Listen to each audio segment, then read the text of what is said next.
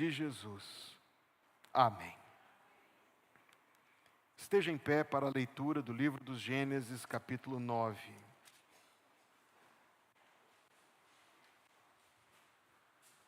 A leitura do livro dos Gênesis, capítulo 9.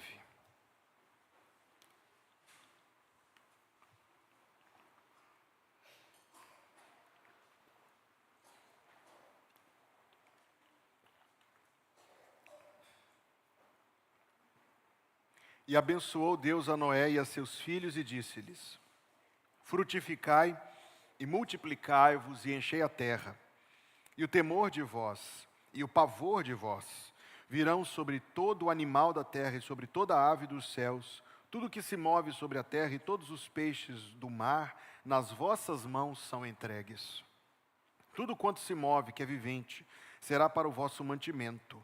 Tudo vos tenho dado como a erva verde. A carne, porém, com a sua vida, isto é, com o seu sangue, não comereis. Certamente requererei o vosso sangue, o sangue das vossas vidas.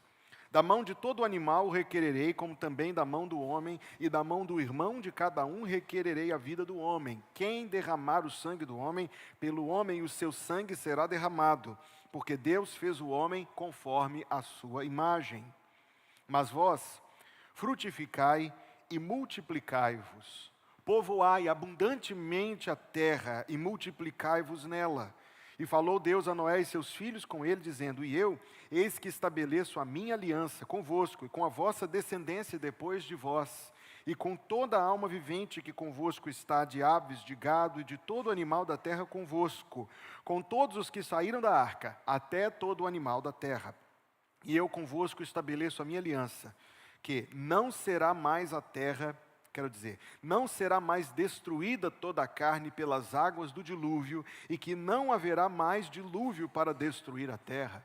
E disse Deus: este é o sinal da aliança que ponho entre mim e vós, e entre toda a alma vivente que está convosco, por gerações eternas. O meu arco tenho posto nas nuvens. Este será por sinal da aliança entre mim e a terra. E acontecerá que, quando eu trouxer nuvens sobre a terra, aparecerá o arco nas nuvens. Então me lembrarei da minha aliança que está entre mim e vós. E entre toda a alma vivente de toda a carne, e as águas não se tornarão mais em dilúvio para destruir toda a carne. E estará o arco nas nuvens, e eu o verei, para me lembrar da aliança eterna entre Deus e toda a alma vivente de toda a alma vivente de toda a carne que está sobre a terra. E disse Deus a Noé: este é o sinal da aliança que tenho estabelecido entre mim e entre toda a carne que está sobre a terra.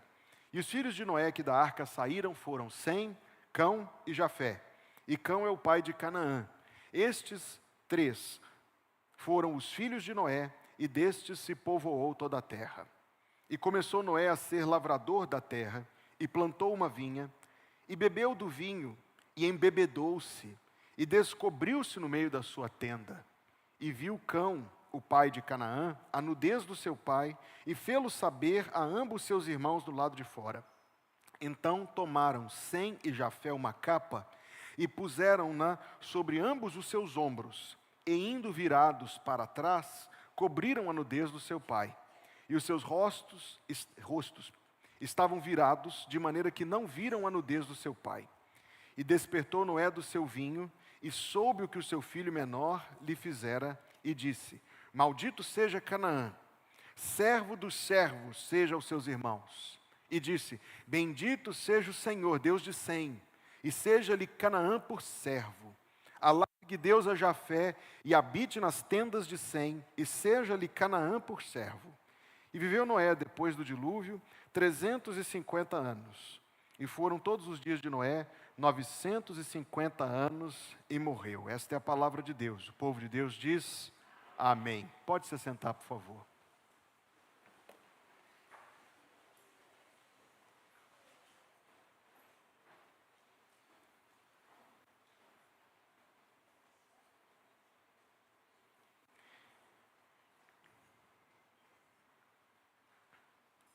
Meus queridos, O que significa o arco-íris? Perguntei para o GPT. Vai, não me julgue, você também pergunta. Perguntei para o GPT, o que significa o arco-íris? Disse-me, na mitologia nórdica, era a figura de uma ponte entre os deuses e os homens. Na mitologia grega, muito semelhante, era um elo entre o céu e a terra. Na mitologia hindu, isto é, da região da Índia, era o arco usado pelo deus da chuva e do trovão. Na antiga cultura chinesa, eles viam um dragão de 2 cabeças, uma cabeça em cada ponta do arco-íris. Os aborígenes australianos, acho que eu vou conhecer algum deles em breve, quem sabe. Os aborígenes australianos diziam que era a serpente que ligava a água com a terra e determinava, portanto, a escassez. O Islã, embora não mencione este episódio aqui no Corão, diz que é um reflexo da misericórdia e da beleza da criação.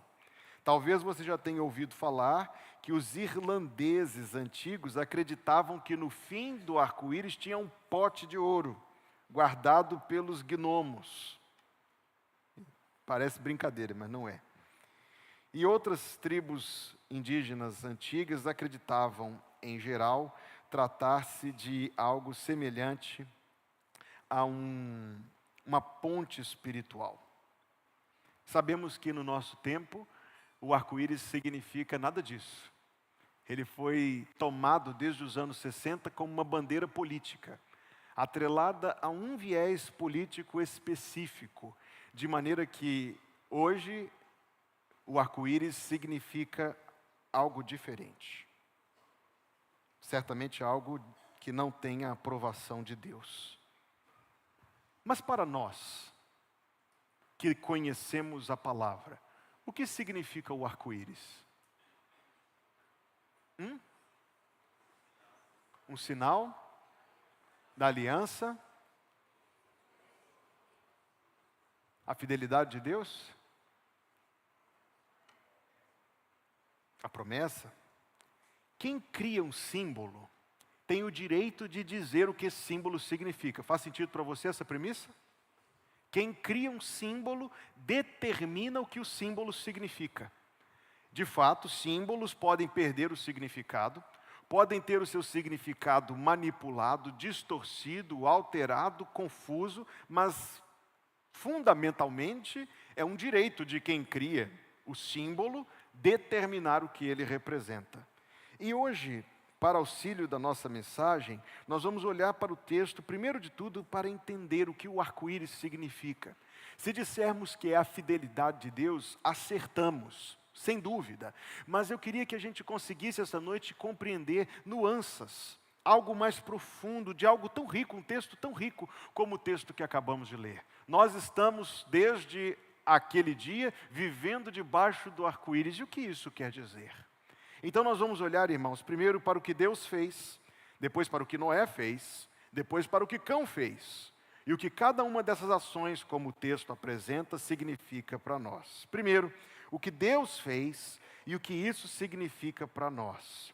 Eu queria de início dizer, nós herdamos algo cultural que nos prejudica. Nós, invariavelmente, nossa geração, nosso tempo, nós lidamos com a história da Arca de Noé de maneira equivocada. Primeiro porque em algum momento, 100, 150 anos atrás, concebeu-se que a história do dilúvio era uma história para crianças. Por causa dos animais, talvez, por causa dos flanelógrafos, por causa de qualquer didática infantil, nós reduzimos a história do dilúvio, e a palavra é esta, é reduzir. Nós desnaturamos, inclusive, a história do dilúvio para transformá-la numa lição infantil por causa do barco, por causa das crianças. E você já deve ter visto muitas bíblias infantis aí. Eu lembro da primeira que eu ganhei, em 96, tinha uma arca de Noé gigante na capa. Parece, então, que a gente trata como se fosse uma história de crianças. Eu me surpreendi, mas depois, quando eu pensei melhor, não é tão surpreendente assim, não. ver que hoje em dia a história da Arca de Noé é usada para as bandeiras políticas ecológicas do nosso tempo, como se fosse algo relacionado ao impacto da humanidade na natureza. Chutou para lá e caiu para cá, sabe? Mais ou menos, muito indireto, muito indireto. Nós temos aqui alguns domingos visto o que a história do dilúvio significa. Ela significa algo que aconteceu. E cada vez que a gente presta atenção a isso, fica mais séria a conversa. Algo que aconteceu no passado. Algo que aconteceu como a Bíblia o apresenta. E pelas razões que a Bíblia dá, Deus decidiu sinalizar seu juízo. Deus decidiu sinalizar sua santidade, sua ira, sua justiça contra a humanidade rebelde, por meio daquele grande, gigantesco, colossal julgamento, cujas marcas estão aí no planeta, em todo lugar, até o dia de hoje. Reduzir, portanto, a uma história, a uma historinha, tira de nós o que este texto tem como propósito para alcançar nossa vida e o nosso coração.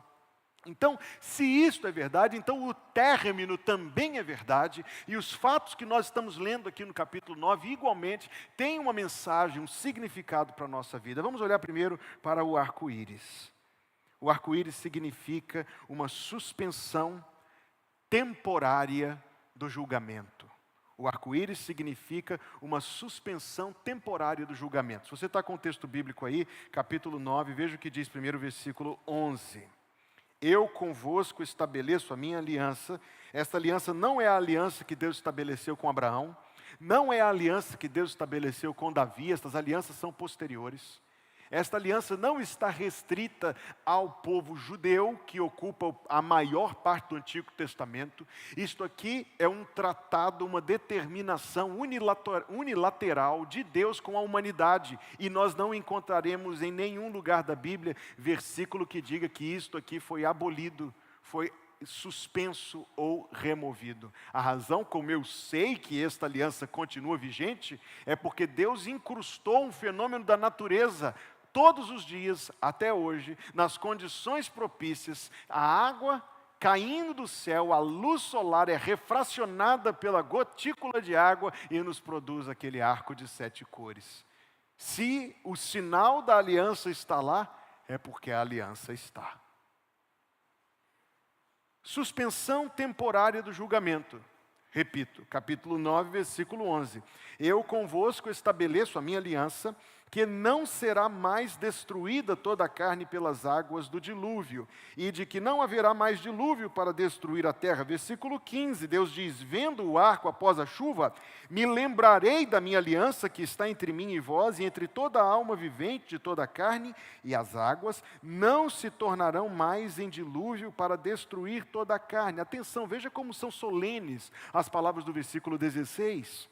E estará o arco nas nuvens, e eu o verei, para me lembrar da aliança eterna entre Deus e toda a alma vivente de sobre toda a carne que está na terra. Pensaríamos então, que legal! Quer dizer então que depois do dilúvio os homens desceram tão impressionados com o que aconteceu. E aqui você está pegando a ideia principal do sermão. Eles desceram tão impressionados, eles falaram, puxa, o juízo de Deus é furioso, é melhor eu não me expor à possibilidade de ser julgado por Deus. Eles saíram tão impressionados e gratos pelo livramento que foi dado. Senhor, muito obrigado por ter me poupado. Ou seja, aquela experiência foi tão transformadora que eles saíram da aliança sem o problema do pecado na vida deles. Não. O texto bíblico, como nós veremos em detalhes, nos mostra que o problema do pecado continuou com eles. E antes de tudo, capítulo 8, versículo 21, Deus já disse, antes de tudo, o Senhor sentiu o suave cheiro diante do holocausto que Noé ofereceu, e o Senhor disse em seu coração, não tornarei mais a amaldiçoar a terra por causa do homem, porque o homem aprendeu a lição com o dilúvio que aconteceu. Não, pastor, porque a imaginação do coração do homem é má desde a sua meninice. Ora Deus. O Senhor por um lado condena e por outro lado diz que não vai julgar. Por isso eu estou afirmando a vocês, o arco-íris representa, primeiro de tudo, uma suspensão temporária do julgamento.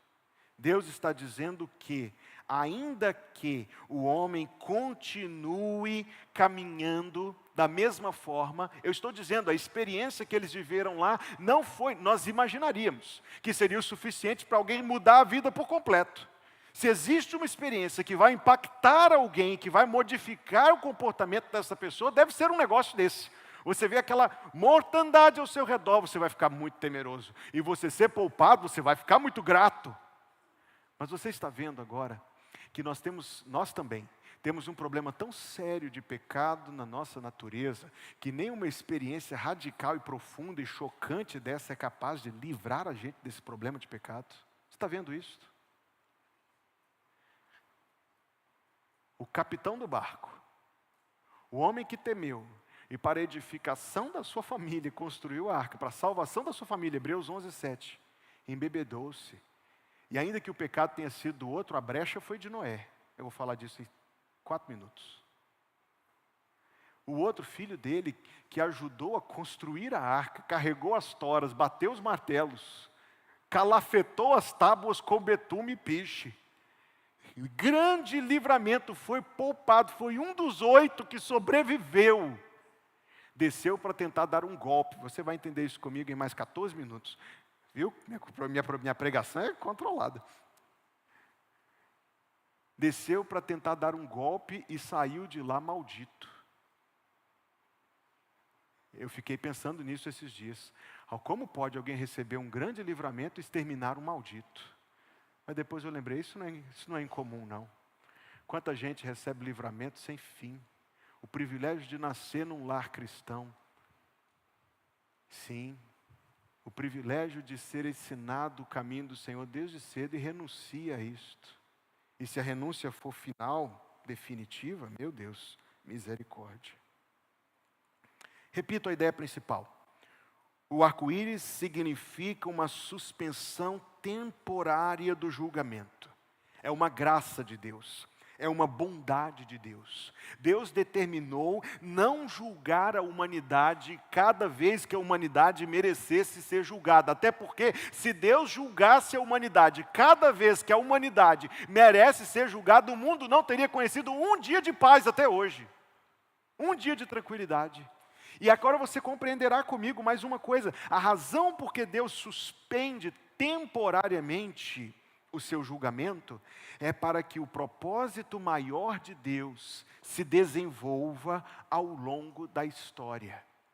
Deus é sapientíssimo, sábio em extremo. Deus é o conhecedor de todas as coisas. Repito, se Deus tivesse julgado a humanidade, cada vez que a humanidade mereceu ser julgada, a terra não teria conhecido um dia de paz. Não teria havido continuidade. E Deus teria sido provado infiel. Por quê? Porque lá no Éden, Ele disse a Adão e Eva que um descendente deles iria pisar na cabeça da serpente. Esse descendente tinha de vir. Era necessário que as gerações humanas dessem continuidade umas às outras. Porque se Deus julgasse a humanidade geração após geração, não teria vindo ao mundo o Salvador.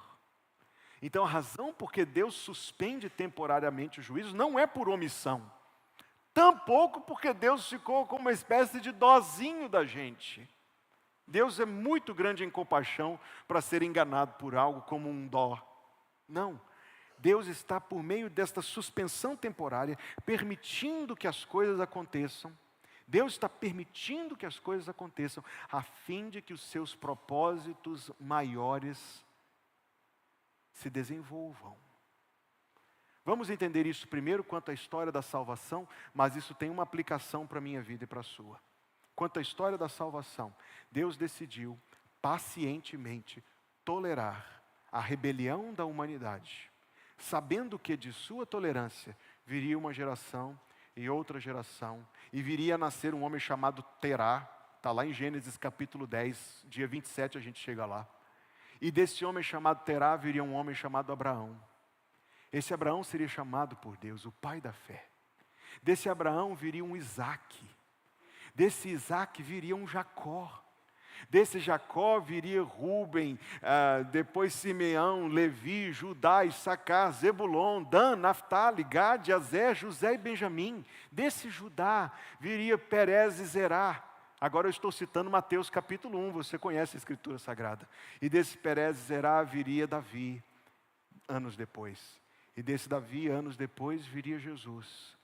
E esse Jesus trouxe a nossa salvação. Deus suspendeu o julgamento, porque Ele desejava prover para os homens um Salvador. Glória a Deus. Qual é a aplicação disso para a nossa vida? Aplica-se a nosso tempo apressado. E não somente ao nosso tempo apressado, mas aplica-se também ao nosso coração frequentemente angustiado. E frequentemente nos perguntando ou orando: quando é, Senhor?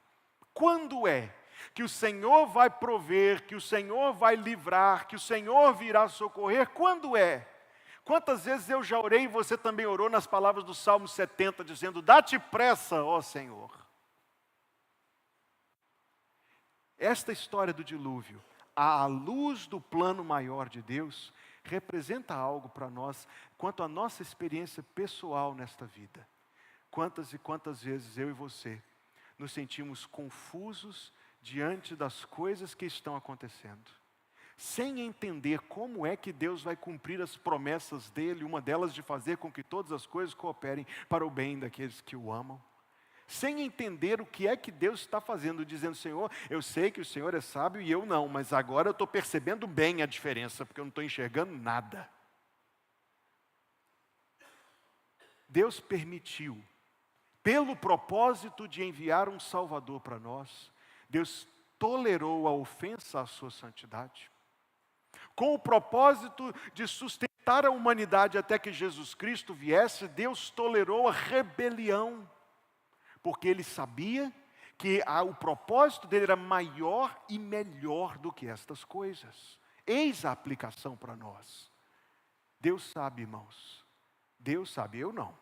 Você tampouco. Mas Deus sabe o porquê disto e daquilo.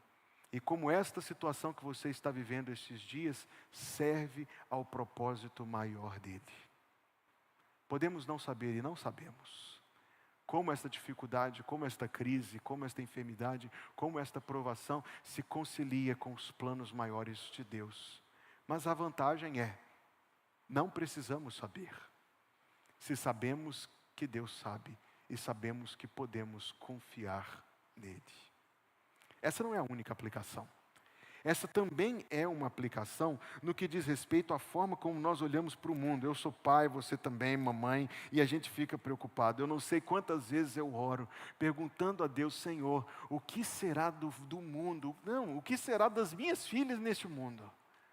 Quando a gente vê tanta loucura, tanta apostasia, tanta degeneração, e a gente fica a ponto de ficar angustiado, porque nós vemos o mundo no qual nós vivemos e parece que o bem está sendo vencido pelo mal. Não parece? Nos dias de Noé parecia que o bem estava sendo vencido pelo mal também. Quando Abraão foi chamado por Deus, ele era o único crente em toda uma humanidade que tinha se rebelado e abandonado o Senhor. Certamente parecia, alguém podia dar por certo, o mal venceu o bem.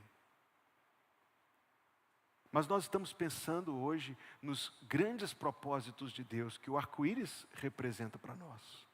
E nós lemos na carta de Paulo aos Efésios, capítulo 1, versículo 9, que Deus nos descobriu pelo Evangelho o mistério da sua vontade, segundo o seu beneplácito, a sua graça bondosa, que propusera em si mesmo, versículo 10, de tornar a congregar em Cristo todas as coisas, na dispensação da plenitude dos tempos, tanto as que estão nos céus como as que estão na terra. A palavra dispensação pode ser traduzida facilmente para a nossa compreensão como sendo a palavra época. Eu vou reler o versículo substituindo a palavra dispensação pela palavra época. De tornar a congregar em Cristo todas as coisas na época, no momento, no período histórico por Deus determinado da plenitude dos tempos. Ou seja, nós podemos até, irmãos, parecer e parece que o mal está triunfando e se levantando e está em cumprimento perfeito das determinações e das profecias de Jesus Cristo, como ele anunciou em Mateus 24, Marcos 13 e Lucas 21. Mas nós sabemos com toda certeza de crer na palavra de Deus, nós sabemos o fim de todas as coisas. Saudoso Billy Graham, numa das suas mensagens, disse para as pessoas assim: eu já li a última página do livro, eu já sei que vai ficar tudo bem no final. O que nós não conseguimos enxergar é como Deus está desenvolvendo os seus planos. Nós somos criaturas momentâneas. Nossa vida, por longeva que seja, é muito breve. Se você viver 100 anos, Noé vai olhar para ti e fazer pequeno. Nós somos criaturas momentâneas. O sábio governador de todas as coisas é eterno. Nós temos um limite tão grande. A quantidade de coisas que nós não conseguimos conhecer, ver ou compreender é gigante. Mas não o nosso Deus. Não, o nosso Deus tudo vê. O nosso Deus tudo conhece. O nosso Deus todas as coisas sabe, todas as coisas governa, louvado seja o seu santo nome. Então sim, quando nós olharmos para o arco-íris, nós vamos nos lembrar, Deus não julgará este mundo até o dia que Ele já marcou, o dia de Jesus Cristo vir. É por isso que existe esse paralelo tão grande entre a história de Noé e a segunda vinda de Jesus, e esse paralelo não é meu, esse paralelo é bíblico. Eu lerei agora para os meus irmãos o que está na segunda carta de Pedro, capítulo número 3. Passagem que inclusive nos convém frequentemente reler, até memorizar, para que elas possam vir ao nosso auxílio em todo momento que for necessário, e você verá que é frequente. 2 de Pedro, capítulo 3, versículo 3. Sabendo primeiro isto, que nos últimos dias virão escarnecedores, andando segundo as suas próprias concupiscências, e dizendo, onde está a promessa da sua vinda? Porque desde que os pais dormiram, todas as coisas permanecem como desde o princípio da criação. Você já ouviu isso algumas vezes na sua vida? Eu também.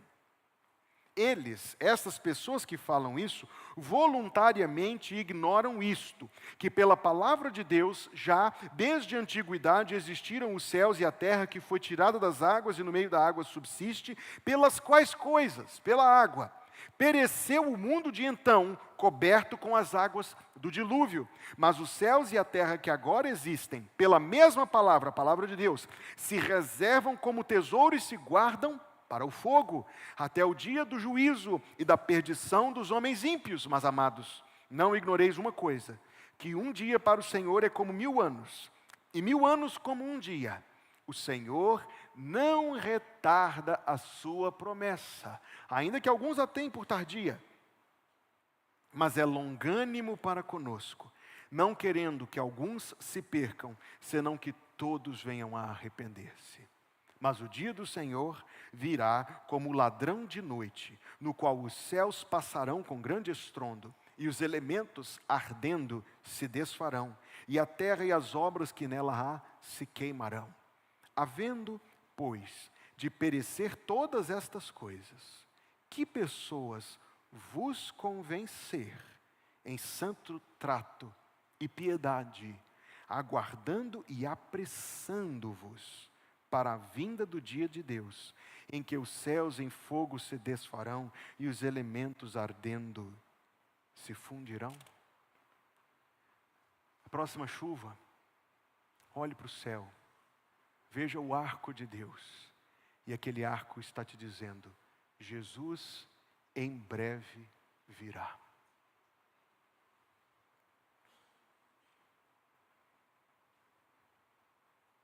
E eu falei disso hoje de manhã, não falei? Se você soubesse que era dia 14 de abril de 2025, alguém brincou comigo: ei, pastor, está marcando data? Eu vou dizer claramente, não estou marcando data. Se fosse possível, numa hipótese, uma hipérbole de uma hipótese, se fosse possível dizer, Jesus regressará amanhã, qual seria a sua resposta hoje? Como isso mexeria com você? Mas aí eu lhe pergunto em seguida, eu não posso dizer que ele virá amanhã, mas você pode dizer que ele não vem amanhã? Eu não posso dizer absolutamente Jesus vem amanhã, mas você pode dar por garantido, ele não vem amanhã, eu tenho certeza disso? Não. Aí eu faço a pergunta de Pedro: que pessoas vos convencer? Que pessoas vos convencer? O arco-íris representará para nós as condições, virando a página aí do seu resumo, as condições que Deus estabeleceu para a sua bênção. Eu não vou entrar em detalhes nisso, embora seja algo muito interessante, eu vou passar um pouco mais rapidamente para fazer apenas um destaque e ir para o próximo ponto. Primeiro, Deus estabilizou a natureza em favor do homem. Você sabe que esta é uma crença cristã? É uma crença bíblica. Deus estabilizou a natureza. Então, por mais que o conhecimento humano possa discernir os mecanismos como determinados acontecimentos vêm a ser, certamente a natureza é estabilizada pelo ponto da soberania e da determinação de Deus. Deus estabilizou. Não haverá outro dilúvio. Não foi uma enchente comum. Essa nós temos todo dia. Não haverá outro dilúvio. Deus estabeleceu uma nova relação entre o homem e os animais, na qual os animais temem o homem. Eu acho importante ressaltar isso aqui, ainda que eu não possa entrar em detalhes. Deus determinou que as estações e épocas serão definidas e previsíveis. Capítulo 8, versículo 22, está lá no livro do Gênesis. Onde lemos: enquanto a terra durar, sementeira e cega, e frio e calor, e verão e inverno, e dia e noite, que Deus diz? Não cessarão. Quanto o homem pode interferir nessas coisas ou impactá-las, é pelo próprio Deus controlado e determinado. Deus é o Senhor, amém? Deus é o Senhor. Em segundo lugar, Deus deu bênçãos ao homem. A bênção de viver e de se multiplicar. A bênção de poder comer de todos os animais. Vamos nos lembrar disto aqui, biblicamente falando, o ser humano não é um animal. Esta é uma ideia herética, mundana, que não é bíblica. Biblicamente falando, o ser humano não é um animal. O ser humano é a imagem de Deus, distinto de todos os outros animais, que é o óbvio que precisa ser dito. Eu ouvi algo curioso essa semana, que uma líder aí de um grupo vegetariano, vegano, não sei, dizia que nós não somos diferentes dos outros animais e que, portanto, comer um animal, ela diz que o que acontece num abatedouro de galinha é pior do que o holocausto dos judeus durante o nazismo. Você acredita que existe alguém tão estúpido a ponto de falar uma coisa dessa? Se você não quer comer animal, isso é um assunto seu, você não pode impor isso sobre os outros. Aquele que inaugurou esta época deu os animais para alimento do ser humano. E isso é uma bênção. Isso foi algo que Deus viu como bom. Não, certamente Deus não se agrada na crueldade com os animais. Certamente Deus não se agrada a ponto de o livro de Provérbios dizer que o homem bom, até os animais dele são bem cuidados. Certamente Deus determina um padrão de relacionamento com a criação que não é uma coisa descuidada, cheia. Não. Você já entendeu o que eu estou querendo dizer aqui. Nós estamos identificando as bênçãos. E Deus deu por fim ao homem um domínio sobre essa nova terra pós-dilúvio. Mas Deus também estabeleceu algumas exigências. A primeira delas é não comer sangue. A segunda delas é estabelecer governo. E nós vamos entender que é exatamente isso que acontece naquela história com o filho de Noé, daqui a pouquinho. Deus mandou que governo fosse estabelecido. E Deus mandou os homens se espalharem sobre a terra. Então, dia 27, quando eu chegar a falar aqui sobre a Torre de Babel, você vai entender que a intenção deles em ficar todos juntos era uma rebelião contra a ordem que Deus deu de eles se espalharem. Deus determinou condições: 3, não comer sangue, estabelecer governo, espalhar-se sobre a terra. Mas você verá que nos primeiros dias imediato, o homem se rebelou contra todas estas coisas. Então, o que o arco-íris significa, enfim?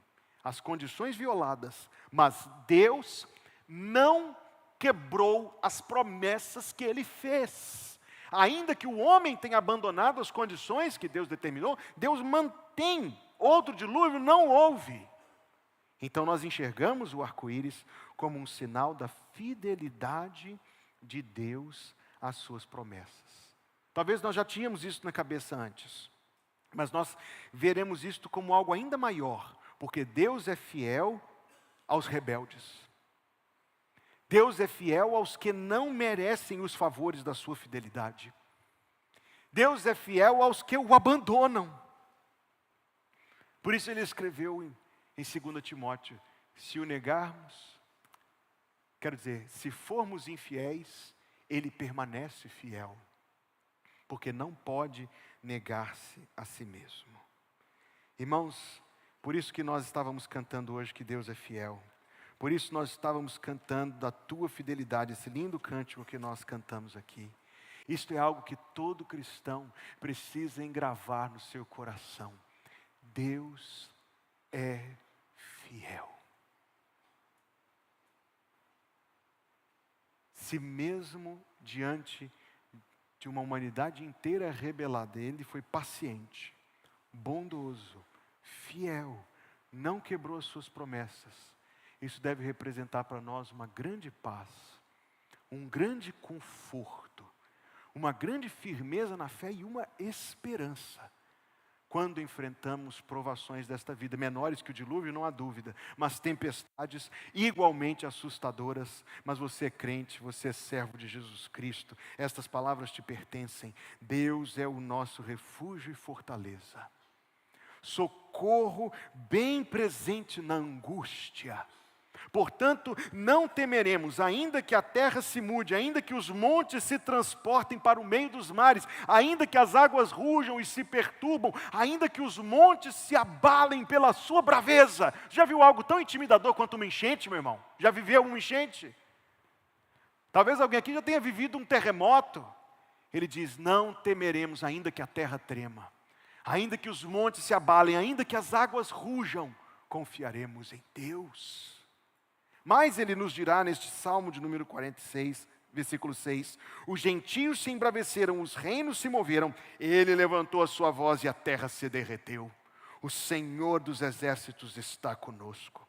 O Deus de Jacó é o nosso refúgio. Vinde, contemplai as obras do Senhor, que o quê? Desolações tem feito na terra.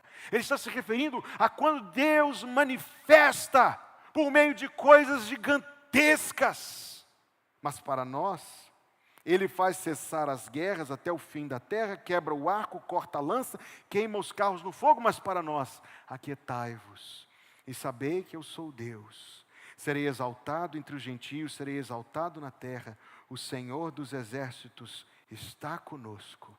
E o Deus de Jacó é o nosso refúgio. O arco-íris quer dizer o que para nós? Sim, ele quer dizer que Jesus vem em breve, porque Deus suspendeu o julgamento, não cancelou, suspendeu.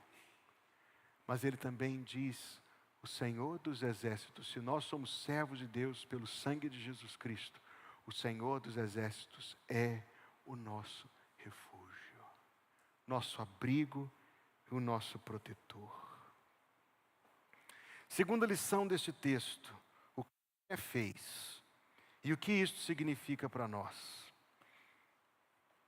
Noé imaginaríamos. Aprendeu todas as lições que alguém tem para aprender. Exaltei nas minhas mensagens as virtudes de Noé. Mas lemos em Gênesis 9, 20 e 21, Noé começou a ser lavrador da terra. Você que é um aluno da Bíblia, anote aí. Lavrador da terra é uma tradução imprecisa. A tradução é homem da terra. Poderia ser inclusive traduzido como senhor da terra. Isto nos induz então a entender, e eu quero fazer esse parêntese aqui, não só por mera curiosidade não. Eu confesso para os meus irmãos que eu tinha dificuldade de entender este episódio relacionado a Noé e cão. Até entender, encontrei algum auxílio aí, nos eruditos, nos dizendo que Deus tinha determinado lá no versículo 6 que haveria governo sobre a terra. Quem derramar o homem pelo sangue do homem, pelo homem seu sangue será derramado. Ou seja, Deus está estabelecendo um sistema de justiça. E esse sistema de justiça era feito por aqueles que eram os anciãos, eram os líderes da terra. Quando Deus introduziu essa nova humanidade na terra, essa nova humanidade tinha um cabeça. E esse cabeça, uma figura de Jesus Cristo, parcial, é claro, é o próprio Noé, o mediador da aliança. O homem que estava ali como o pai de todos, o cabeça daquela geração. Certamente passaram-se alguns anos. Então o texto está nos dizendo, não lavrador no sentido literal, mas que Noé era o líder de toda aquela nova humanidade. Sendo líder daquela nova humanidade, plantou uma vinha, bebeu do vinho, embebedou-se, agiu de maneira desmedida, descobriu-se no meio da sua tenda. Não é necessário pegar a onda de alguém do YouTube, desses caras malucos que tem aí, e ir mais longe do que o texto te diz para ir. Fato é que ele se expôs de maneira indecorosa. E ele não era apenas uma pessoa comum, ele era o representante de Deus. Então, de fato, ele não tinha essa liberdade. Ele era o mediador da aliança. E Noé confirma outros versículos que nos mostram e nos alertam para o perigo daquilo com o que ele se envolveu. Por exemplo, Provérbios capítulo 20, versículo 1. O vinho é escarnecedor, a bebida forte alvoroçadora. E todo aquele que neles errar, nunca será sábio. Você vira a página para Provérbios 23, versículo 29, é fascinante o texto. Para quem são os ais? Para quem os pesares? Para quem as pelejas? Para quem as queixas? Para quem as feridas sem causa? E para quem os olhos vermelhos? Para os que se demoram perto do vinho? Para os que andam buscando vinho misturado? Não olhes para o vinho quando se mostra vermelho, quando resplandece no copo e se escoa suavemente, no fim picará como a cobra, e como a víbora morderá. Os teus olhos olharão para as mulheres estranhas. Sabe quem escreveu isto? Quem viveu isso aqui na pele? Salomão. Salomão escreveu Provérbios no fim da vida para o seu filho que iria sucedê-lo. E ele está dizendo, meu filho, não tropece onde eu tropecei. Os teus olhos olharão para mulheres estranhas. O teu coração falará perversidades, e serás como o que se deita no meio do mar e como o que jaz no topo do mastro, isto é, balançado, tonto, desequilibrado, literalmente desequilibrado, caindo. E dirás, espancaram-me e não doeu, bateram-me e nem senti. Quando despertarei? Aí beberei outra vez. 1 Coríntios 6,10 diz que os bêbados não herdarão o reino. Gálatas 5,21 diz que a bebedice é uma obra da carne. Então, de fato, vez por outra a gente toca nesse assunto. Durante muitos anos os crentes tiveram uma conduta totalmente proibitiva. Parece que o negócio mudou para o outro extremo nos últimos anos. O ensino bíblico continua nos alertando a cautela, a prudência, muita moderação. Mais moderação do que os comerciais de bebida alcoólica falam para as pessoas terem, muito mais. A tal ponto que, se a sua relação com o álcool for difícil, talvez seja melhor não ter relação nenhuma com o álcool. Fato é que Noé, o Senhor da terra, incorreu exatamente no que diz em Provérbios 31:4. Não é próprio dos reis, ó Lemuel, não é próprio dos reis beber vinho, nem dos príncipes o desejar bebida forte. Por quê? Porque Noé só conseguiu exercer de novo o seu ministério quando ele acordou do vinho. Está lá no versículo 24. Despertou Noé do seu vinho e soube o que o seu filho menor lhe fizera. E aí depois, sóbrio, é que ele conseguiu exercer de novo o seu papel de pai, o seu papel de mediador da aliança, o seu papel de homem de Deus, profetizando, julgando, botando ordem na casa.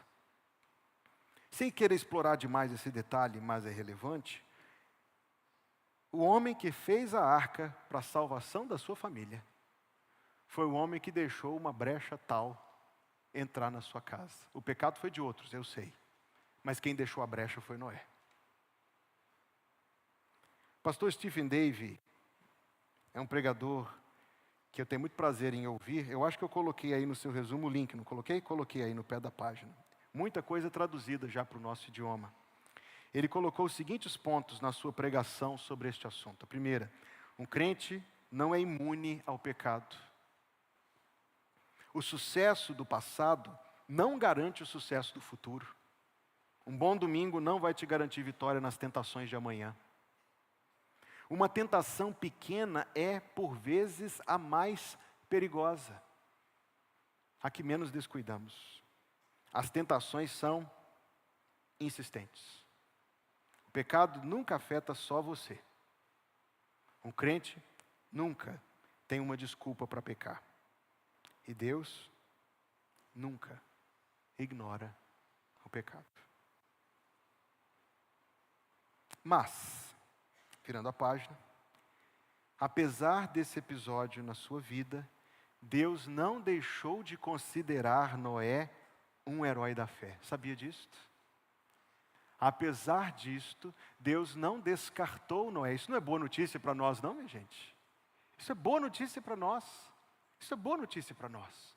Apesar disso, Deus não descartou Noé.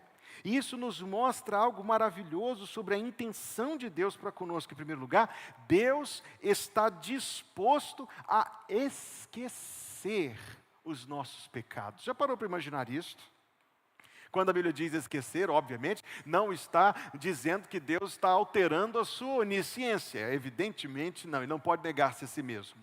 Quando a Bíblia diz que Deus está disposto a esquecer, ela está dizendo que Deus está disposto a não levar esses pecados em consideração, como se você nunca os tivesse cometido. Isso é boa notícia ou não é? Veja os versículos que estão aí, eu não vou ler agora, mas um deles diz que Deus joga os nossos pecados no mar do esquecimento. E a querida Corrie ten Boom, conhece a história de Corrie ten Boom, Refúgio Secreto? A querida Corrie ten Boom, de maneira muito tocante e eterna, dizia o seguinte nas suas mensagens: na beira do mar do esquecimento, Deus colocou uma placa escrito assim: é proibido pescar. Deus está disposto a se esquecer dos nossos pecados, ao mesmo tempo que está disposto a se lembrar dos nossos atos de obediência e de fé. Isto é sim uma disposição graciosa para conosco. Veja aí Hebreus capítulo 6, versículo 10. Ele diz: Deus não é injusto para se esquecer das vossas obras e do trabalho de amor que mostrastes para com os do trabalho de amor que mostrastes enquanto servistes aos santos e ainda servis. Apocalipse 14, 13, bem-aventurados os mortos que desde já morrem no Senhor, para que suas obras os acompanhem, para que descansem e para que suas obras os acompanhem. Então Deus está disposto, bondosamente, a perdoar e esquecer nossos pecados, ao mesmo tempo que Deus levará em consideração tudo faz para Jesus Cristo. Talvez eu esteja pregando hoje para uma mãe cansada. Uma mãe cansada de cuidar da casa, estressada com todas aquelas coisas, sem entender como é que isso, essa rotina diária, tem a ver com os planos de Deus para a sua vida. Deus não se esquece do seu trabalho de amor. Talvez eu esteja pregando para alguém que não sabe que propósito tem a sua vida nas mãos de Deus. Deus não se esquece de nada que você faz em nome dEle, de nada que você faz para a obra dEle. Deus dá um valor para isso tão grande que só a eternidade para Ele mostrar o quanto Ele ama as coisas que nós fazemos com Ele e para Ele. Terceira e última lição desta passagem. O que Cã fez?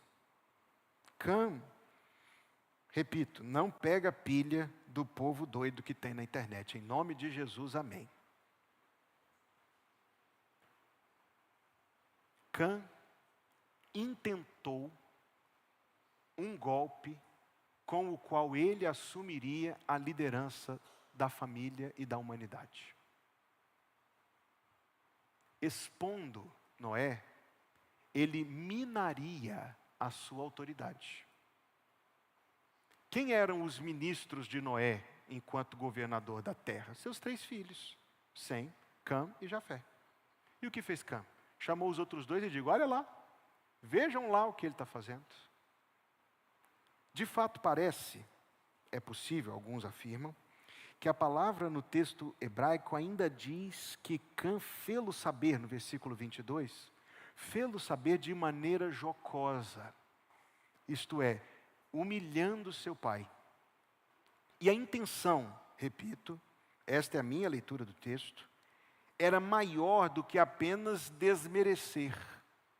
A intenção dele era desmoralizar Noé e ocupar a primazia. E esse negócio de ocupar a primazia é um problema desde antes da criação do mundo. Lembra de Isaías 14? Lembra de Ezequiel? Que teve alguém que quis ocupar a primazia também? Esse negócio de ocupar a primazia, por favor, não entenda como se fosse aqui só um golpe de Estado. Golpe de Estado, minha gente, acontece desde que o mundo surgiu e enquanto o mundo existir.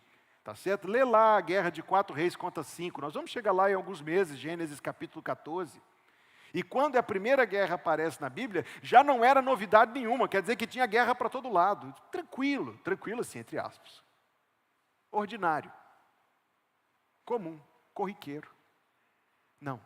O que Cã fez foi algo contra Deus. Você precisa entender isso. Deus é um Deus de ordem.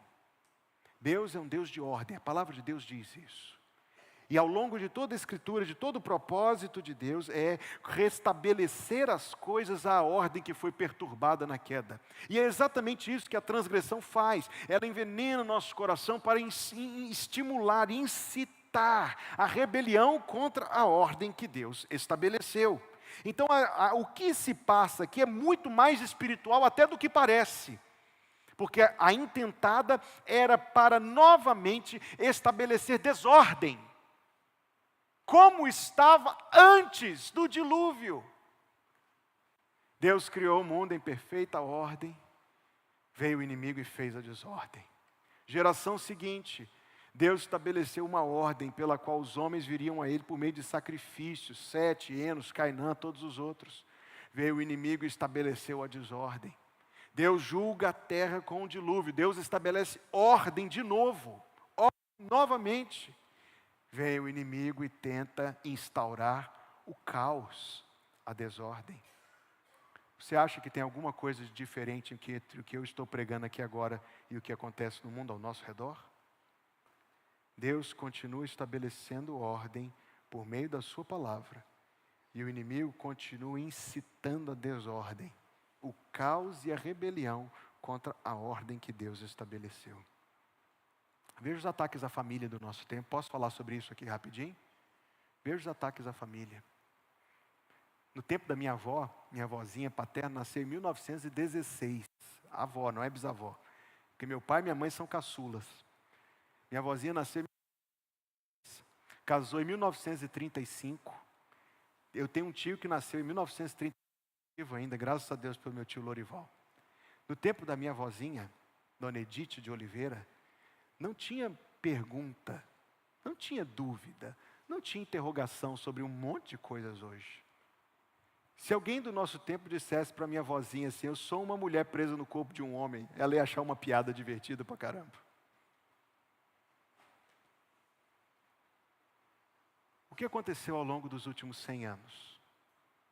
Uma intensificação da rebelião. E não estou falando só de casamento e família. Esse é um bom exemplo. Uma intensificação da rebelião contra a ordem que Deus estabeleceu. Esta é a história da humanidade. Deus põe ordem por meio da sua palavra. O inimigo insufla, incita a rebelião, a desordem e o caos.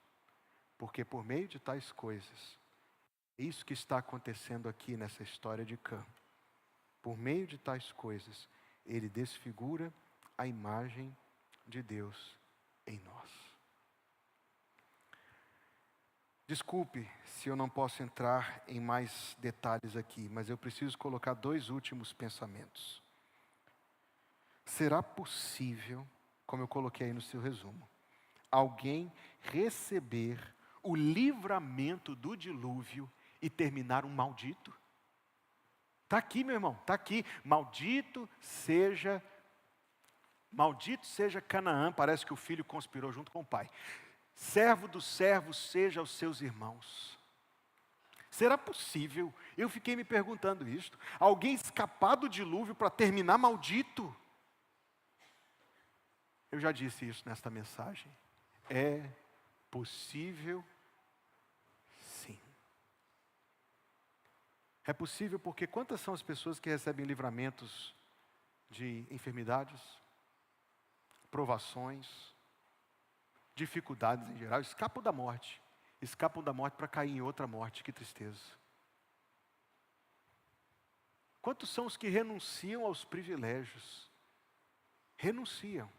Privilégio de ouvir a palavra de Deus. Não, eu não quero esse Jesus.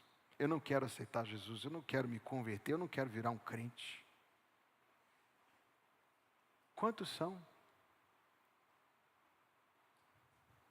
Abençoados com a oportunidade de ser exposta à palavra de Deus, alguns desde a infância, renunciam a isto, se envolvem com outras coisas, não ameis o mundo e o que no mundo há. 1 de João 2,15.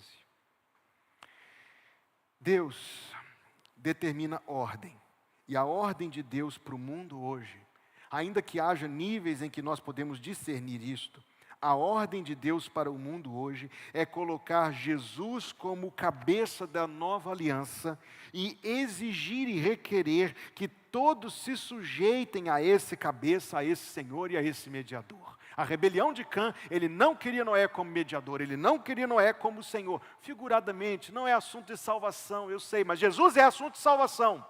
E o que eu estou falando agora é assunto de vida eterna. Jesus estabeleceu um cabeça, Deus estabeleceu um cabeça, Jesus. E a ordem é que todos entrem em ordem neste cabeça. Está lá em Efésios 1. Sujeitou todas as coisas aos seus pés. E sobre todas as coisas o constituiu como cabeça da igreja, que é o seu corpo, a plenitude daquele que cumpre tudo em todos. Resta só uma pergunta, então, para concluir este ponto. Você tem uma posição na qual você deve estar. Esta posição é a posição de servo de Jesus Cristo. Jesus Cristo conhece 2 categorias de gente: servos e rebeldes. Em que posição você se encontra? Não estou perguntando da qualidade do seu serviço, ou da qualidade da sua rebeldia. Não, eu sou rebelde, mas eu não sou muito rebelde, eu sou um rebelde ameno assim. Não, eu sou servo, mas eu sou um mau servo. Não, não estou perguntando da qualidade. Estou perguntando da posição. Qual é a sua posição diante de Deus? Você é um servo de Jesus Cristo? Você já se curvou, espiritualmente curvou diante de Jesus como Senhor da sua vida? Ele é o cabeça. Ele é o cabeça. Deus assim requer. Fora de Cristo não há salvação. Ok, 3 lições finais. De Cão, nós devemos aprender que a humildade é agradável ao coração de Deus. Amém? Qual foi a última vez que você viu alguém elogiar a humildade no mundo? Elogia-se mais o orgulho do que a humildade. Cão era um orgulhoso. De Cão, se uma lição esta: a humildade é agradável a Deus. E de Noé? De Noé eu vou deixar para você um versículo de Eclesiastes 9:8. Em todo tempo sejam alvas as tuas roupas, e nunca falte azeite sobre a tua cabeça. Este é o meu versículo oficial para recebimento de ministros. Falei esse versículo para o Adson quando ele chegou aqui, falei esse versículo para o pastor Igor, digo para mim mesmo, digo em toda ordenação de pastor que eu vou, mas hoje eu estou dizendo para você. meu irmão em Cristo, em todo o tempo sejam alvas as tuas roupas. Isto é, nunca esteja sujo aos olhos de Deus. Nunca falte azeite sobre a tua cabeça. Unção, meu irmão, unção para servir a Deus, que você encontra orando, que você encontra buscando a Deus na palavra dEle. Nunca falte azeite sobre a tua cabeça em nome de Jesus. Sejam sempre alvas as tuas roupas em nome de Jesus. Ou seja, vigie. De Noé vamos aprender isto. Vigiar, não deixar brechas, andarmos no temor do Senhor. Terceira lição, o belo arco-íris, 7 cores. Eu acho que eu não enxergo o arco-íris direito, eu sou meio daltônico. Mas quem sabe, quando eu receber novos olhos, eu vou poder olhar para o arco-íris, igual você olha para ele e vê e fala, olha, o negócio é... Mas quando você vira o arco-íris, lembre-se, primeiro, que Deus suspendeu o julgamento. Mas Deus o cumpriu em Jesus, na cruz, em seu favor, se você já se rendeu a Jesus Cristo.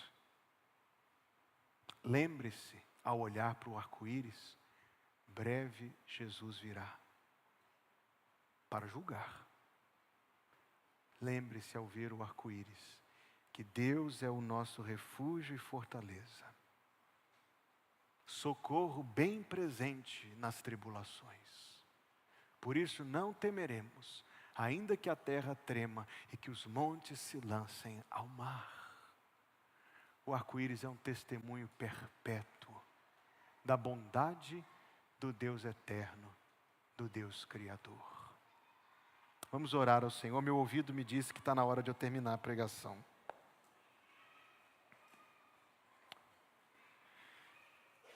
Senhor Deus e Pai, muito obrigado pela Tua presença conosco esta noite e pelo culto que o Senhor permite te oferecermos. Muito obrigado, ó Deus, pelo privilégio de ler a Tua palavra. Pedimos ao Senhor, ó Deus, que o Senhor nos ajude a não cairmos no erro, no pecado de Cã, mas a sermos humildes, Senhor Deus, sobretudo a Jesus, a servi-lo com todo o nosso coração e amá-lo e dedicar a nossa vida ao Teu Filho, que por nós morreu e ressuscitou. Pai, nós te damos graças, porque por esta palavra o Senhor nos aponta o caminho do temor e da sabedoria, e pedimos que o Senhor nos ajude a guardar os nossos pés, Senhor, em todo momento, para que, de fato, nunca estejam manchadas, mas sempre alvas as nossas vestes, e nunca falte azeite, unção, a presença do Espírito na vida de cada um de nós, os Teus servos. E a cada chuva, ó Deus, e nós estamos vivendo dias de chuvas agora, a cada chuva, Deus, em que a luz trouxer o arco do Senhor sobre o céu de novo, nos ajuda a nos lembrar de Jesus, que por nós morreu e ressuscitou, de Jesus que em breve virá, de Jesus que é o nosso refúgio e fortaleza. Pai, muito obrigado por este culto. E agora que nós estamos saindo desta casa, que a bênção do Senhor nos acompanhe, que o Senhor nos proteja de todo o mal, que o Senhor nos guarde debaixo da Tua bênção, sim. Que a graça de nosso Senhor Jesus Cristo, o amor de Deus, o nosso Pai que está nos céus, e a comunhão do Espírito Santo, seja com os servos de Deus hoje e a cada dia, até ao dia do regresso de Jesus. E que assim seja, no nome dele nós dizemos amém. Amém.